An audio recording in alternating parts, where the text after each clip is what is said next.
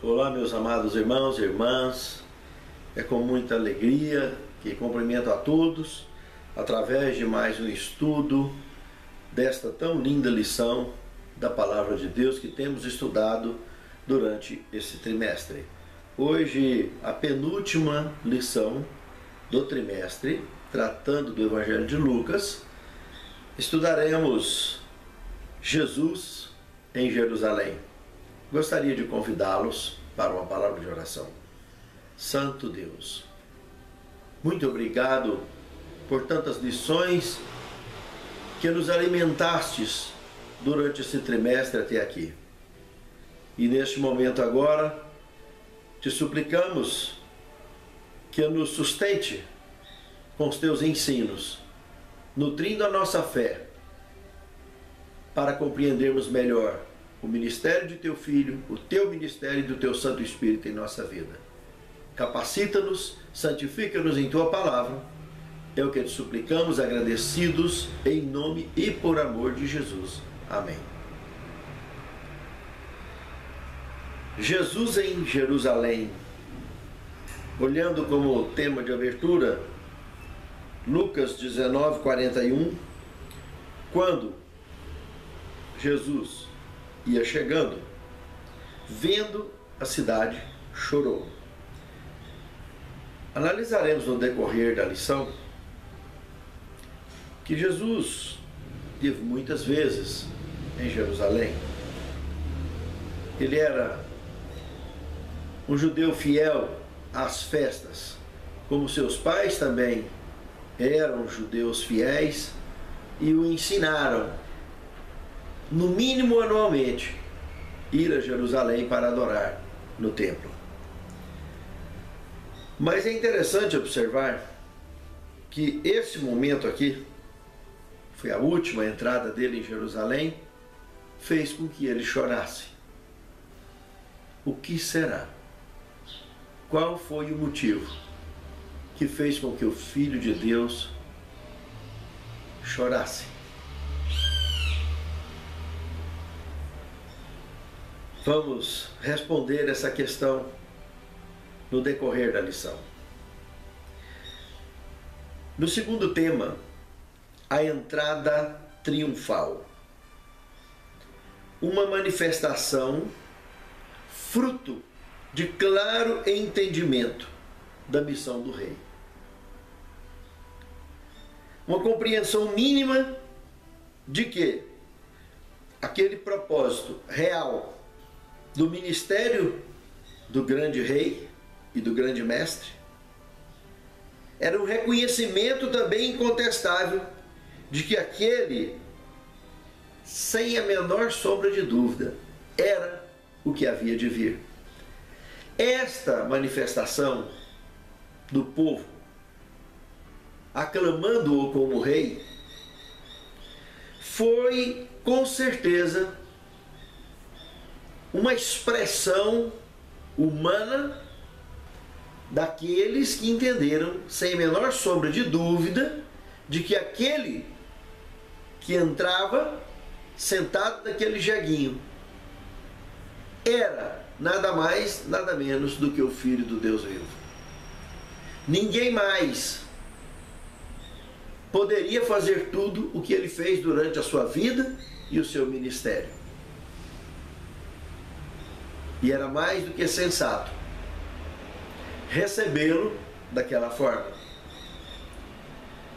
Primeiro porque de fato ele era o Rei dos Reis, Senhor dos Senhores.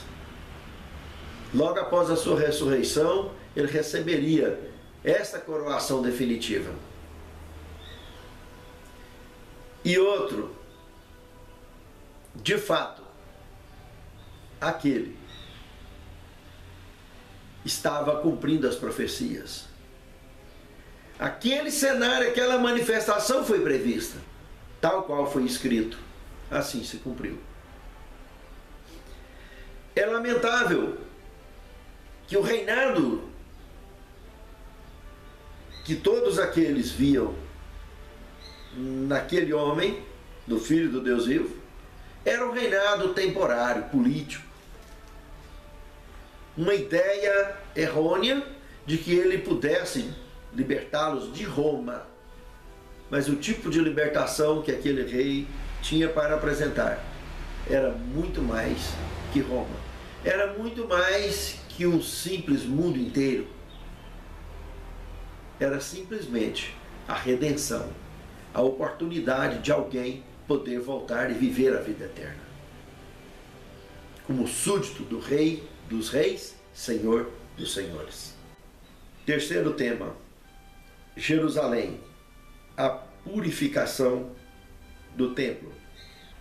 Veja que esse cenário que aconteceu é algo bastante curioso, porque o Evangelho de João, no capítulo 2, de verso 13 ao 25, João comenta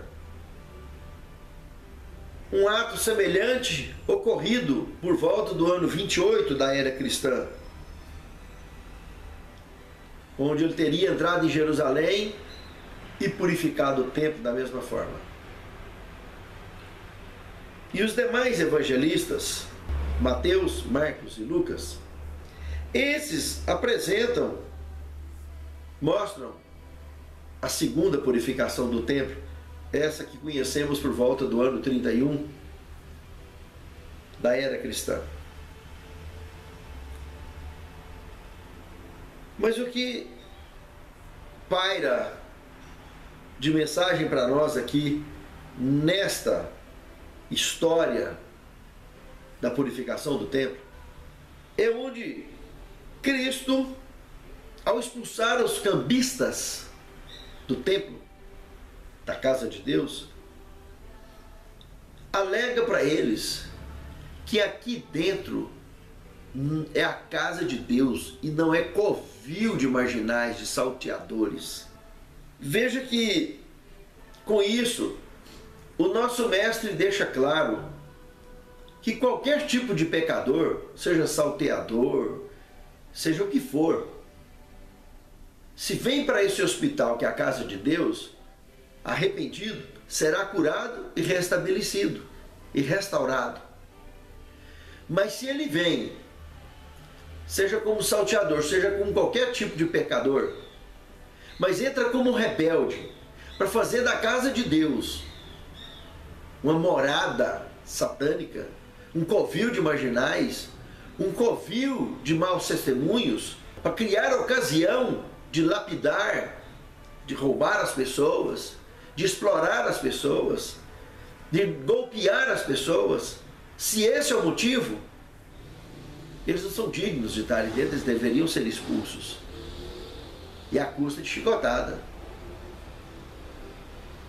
Porque a casa de Deus é uma casa de oração, é uma casa de busca de uma relação perfeita com Deus e o próximo.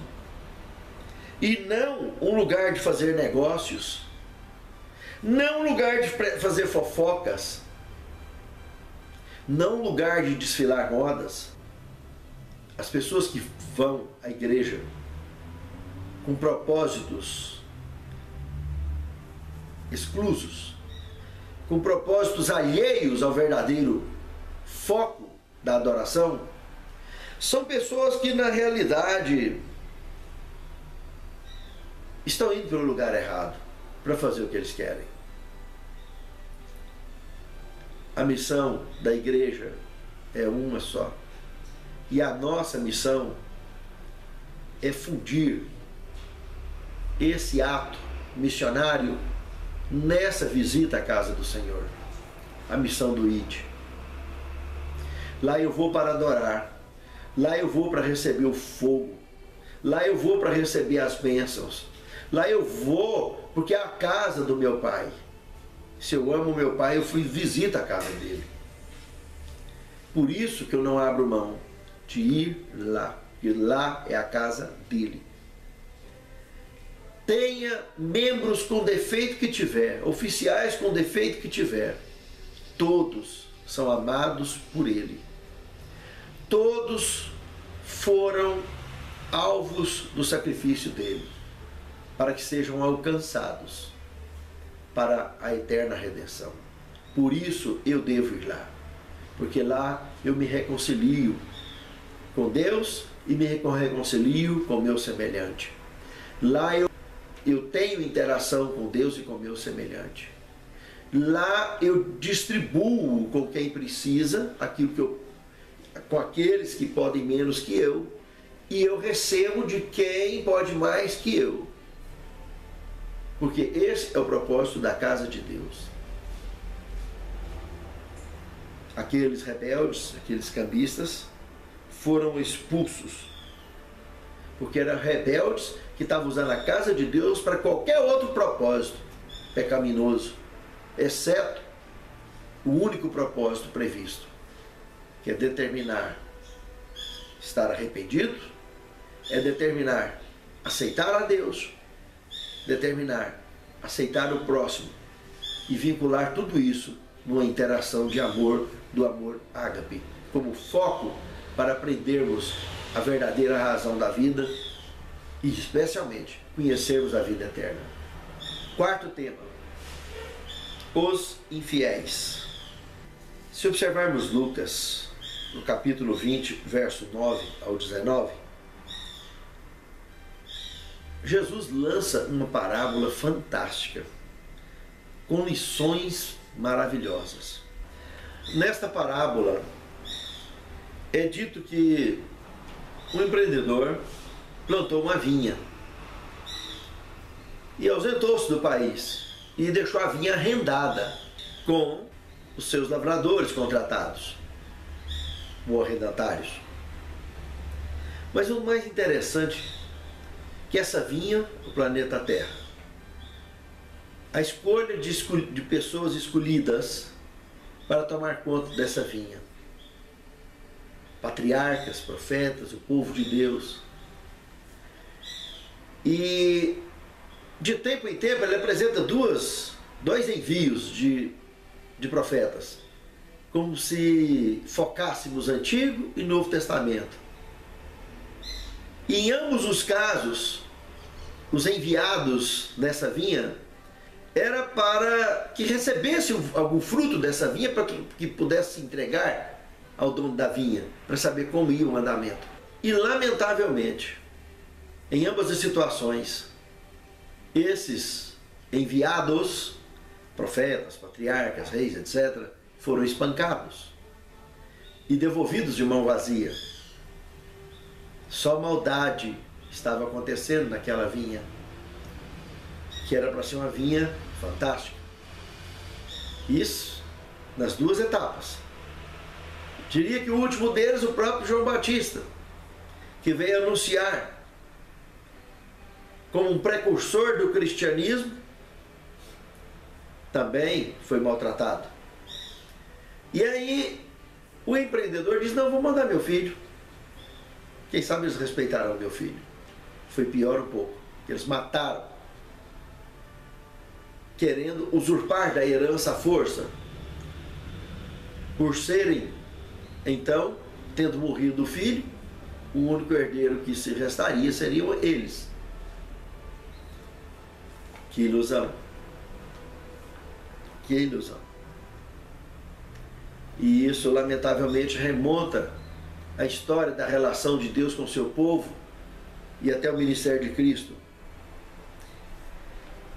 Essa parábola tem lições históricas, com o que acabamos de ver, tem lições escatológicas e tem lições práticas para qualquer época da história da humanidade, passado, presente e o nosso futuro. Ela é histórica porque mostra os servos representados aí por profetas, patriarcas, reis, etc., usados por Deus, sendo rejeitados. Mostra o ponto escatológico quando o ministério de Cristo gera então o remanescente. Durante o teor da mensagem,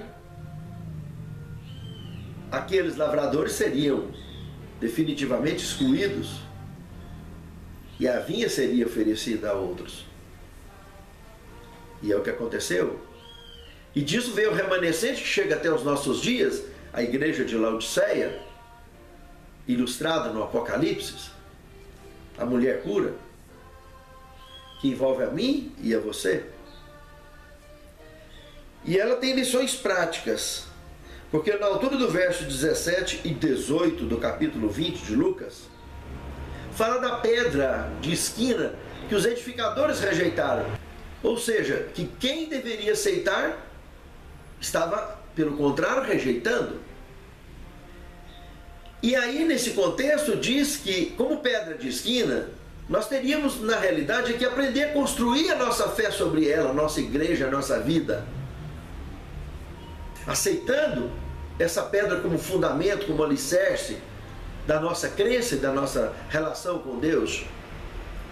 Agora, os que rejeitam essa pedra se esborracham nela, se esmiuçam nela. Essa pedra representa com clareza, além de tudo, a supremacia do trono de Deus, do juiz eterno, feito sobre amor e justiça, misericórdia e justiça. Por isso, que quem rejeitar a graça só restará um mergulho suicida na desgraça das trevas do pecado. Quinto tema: Deus versus César. Aqui, ao analisarmos Lucas capítulo 20, do verso 20 ao 26, um fato conhecido de todos, um fato histórico ocorrido entre Jesus e os discípulos. Uma pergunta que revela uma verdadeira emboscada política que Satanás propôs para Jesus diante tanto de seus escolhidos, como diante de um governo pagão que vinha explorando todos os povos naquela época. E sem se esquecer de que por volta do ano 6 da era cristã, Judas Galileu foi considerado um grande rebelde, segundo Joséfo, como líder que declarou que pagar impostos a César seria uma traição a Deus. Era um verdadeiro embaraço aquela pergunta proposta naquele momento do ministério de Cristo, para ser mais exato, na sua última entrada em Jerusalém. E Jesus, com muita sabedoria, deu uma resposta simplesmente perfeita. Dê a César o que é de César e dê a Deus o que é de Deus. Resposta que dispensa comentários. Com perfeição, ele deu uma resposta perfeita. A ceia do Senhor. Sexto tema. Aqui é muito interessante, porque mostra duas linhas de raciocínio fantásticas. Uma linha histórica que veio sendo cumprido à risca, que era a Páscoa. A palavra pachá, omissão. O anjo exterminador omitiria de entrar nas casas para exterminar se tivesse o sinal do sangue do cordeiro no umbral da porta. Aqueles atentos ao sinal seriam libertos. E como a libertação do Egito foi o marco pascal, Cristo, o cordeiro pascal, estava ali agora para cumprir o lugar daquele cordeiro que era sacrificado desde o primeiro dia da celebração, o cordeiro pascal, que era comido com ervas amargas. Se analisarmos o livro de Levítico, capítulo 23, do verso 4 ao 11, nós vimos a fusão de duas festas que se dava nessa ocasião, que é a festa da Páscoa e a das primícias. A Páscoa acontecia justamente na passagem do pôr do sol, do dia 14 para o dia 15 de abril, como vimos lá em Levítico, capítulo 23, do verso 4 em diante. E a festa das primícias, no dia seguinte, acontecia, como o verso 11 apresenta, que o sacerdote moveria o molho das primícias em favor de Israel, em favor do povo de Deus. Olha que coisa mais curiosa. De 14 para 15 de abril, naquele momento, Cristo dispensava o sacrifício do Cordeiro Pascal e instituía a Santa Ceia, se oferecendo Ele como a sua carne, o seu corpo, como pão para todos, e o seu sangue como vinho para todos. E isso depois de ter feito o lava-pés, que ele mostrou como mestre por excelência a que veio, que o maior deveria servir, dando exemplo para todos. É fantástico as lições aplicadas aqui. No entanto, ao raiar desse dia, ao amanhecer, na sexta-feira, do pôr do sol de quinta para a sexta-feira. Então, na sexta-feira, ao clarear o dia, aconteceria o resto do efeito dominó do ministério dele. Pouco antes do pôr do sol desse dia, ele estaria sendo sepultado. Ele próprio estaria sendo o molho das primícias, que daí a 50 dias marcaria a descida do Pentecostes, do Espírito Santo. Veja que coisa mais interessante. A Páscoa, então, aconteceu do pôr do sol, da passagem do dia 14 para 15 de abril, de quinta para sexta-feira. As primícias na sexta-feira. A Páscoa, com a Santa Ceia, no dia 14 para 15. As primícias, no dia 15 propriamente dito, foi a morte de Cristo, 15 de abril do ano 31. A ressurreição dele se daria em 17 de abril, no domingo do ano 31. A palavra de Deus nos apresenta que ele ficou 40 dias aqui na terra ainda. Então a ascensão dele se daria no dia 27 de maio do ano 31. E o Pentecostes, poucos dias depois, no dia 5 de junho do ano 31, alguns dias após sua ascensão, que havia se dado no dia 27 de maio do ano 31. No dia 5 de junho estava acontecendo a descida do Espírito Santo, como Atos dos Apóstolos, capítulo 2, verso 1, que se cumpriu no dia de Pentecostes. Meus amados, são datas marcantes na nossa vida religiosa, na nossa vida espiritual, mas que só tem sentido se nós absorvermos tudo isso para uma nova vida com Cristo, para uma vida de relação aberta com Cristo, aonde possamos de fato nos envolvermos com o semelhante e com Deus, fundamentados no seu santo amor e propósito de sermos pessoas melhores, para a honra e para a glória de Deus. Somos pecadores, somos frágeis, somos fracos. Estamos todos os dias envolvidos numa grande batalha, que ninguém pode fazer nada por nós, senão Ele próprio, se nós aceitarmos.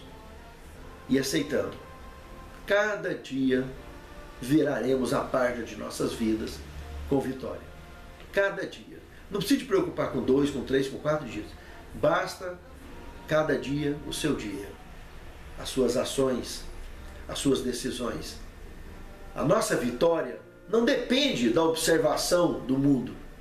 Não depende do que as pessoas pensam ou deixam de pensar a nosso respeito. Todos nós somos doentes do pecado e estamos sujeitos a piorar ou melhorar, de acordo com nossa relação com Cristo. Se positivo, melhoramos. Se negativo, pioramos. E o milagre da salvação só vai acontecer se eu e você aceitarmos e desejarmos de fato em nossas vidas. Para finalizarmos, 7º tema, a pedra de esquina e nossa escolha. Olha o que o Desejar de Todas as Nações, página 389, nos diz. Comer a carne e beber o sangue de Cristo é recebê-lo como Salvador pessoal crendo que Ele perdoa nossos pecados e nele estamos completos. A pedra de esquina está lá. Não é fácil, irmãos, aceitarmos os seus ensinos, vivermos os seus ensinos, mas a pedra de esquina que aqueles edificadores rejeitaram no passado continua sendo rejeitada hoje dentro da igreja por muitos, quem sabe uma grande maioria, que através de escolhas erradas, condutas erradas, continuam demonstrando o mesmo nível de rejeição. E que, lamentavelmente, ao fim da virada da página de suas vidas, acabarão por se esmiuçarem nessa pedra. Mas se aceitarem, construírem a fé dia a dia nesta rocha, nessa pedra de esquina, terá sustento eterno e vida eterna. E não haverá tempestade alguma que nos fará cair. Que o Senhor, Deus, nos guarde, nos abençoe e nos dirija as nossas vidas. Santo Pai, dirija-nos e conduza a nossa fé de acordo a sermos vitoriosos a cada dia, a cada virada das páginas de nossas vidas. Santifica-nos em Tua palavra, porque a Tua palavra é a verdade. E naquele grande dia, Senhor, que todos nós possamos, com muitos molhos, com muitas almas conduzidas a Teus pés pelo nosso exemplo, pelo nosso amor, que foram inspirados na direção do Teu Santo Espírito e no exemplo maior que é o Teu Filho amado, possamos dizer, juntamente com Paulo, quando ele disse: sede meus imitadores, como eu sou de Cristo. Senhor Deus, não somos dignos por nós mesmos de sermos chamados Teus filhos, mas pelo sacrifício de Teu Filho e pela nossa decisão de Te servir em espírito e em verdade, Te louvamos por nos enquadrar na Tua família, na família dos campeões da fé. É o que Te suplicamos agradecidos, em nome de Jesus. Amém, Senhor.